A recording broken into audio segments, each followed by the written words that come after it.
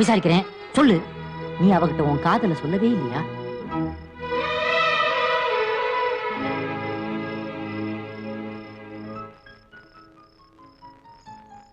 வாங்கி கமுக்கமா வச்சுக்கு வரான்.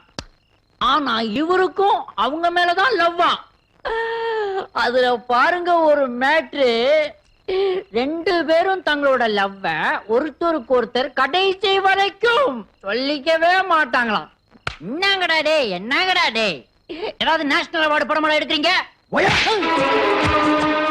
பாத்துக்கிட்டே இருக்கேன். என்னடா சிவா, முதல்ல நான் தான் வேண்டான்னு அப்பவும் அடிச்சேன், இப்ப நானே தான் வேணுங்கிறேன், இப்பவும் அடிக்கிறியே. அடிக்கிறது உனக்கு ஹாபியாடா? ஃப்ரெண்ட்ஸ், இவ்வளவு நாள் பொண்ணுங்களை தான் நம்ப முடியல, இப்ப ஆம்பளை பசங்களையும் நம்ப முடியல. என்ன நானும் பாக்குறேன்.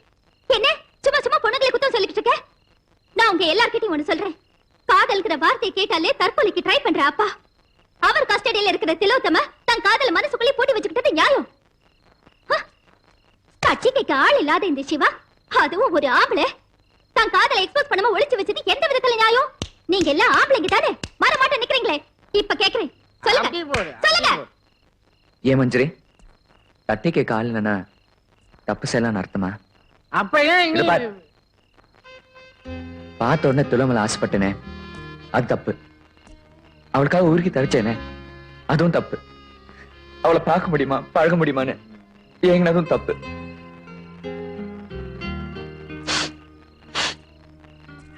இதெல்லாம் தப்புன்னு எப்ப தெரியுமா தெரிஞ்சுக்கிட்டேன்? அவ கல்யாண பத்திரிக்கைய உண்மையிலே கொண்டு வந்து கொடுத்தப்பதான்.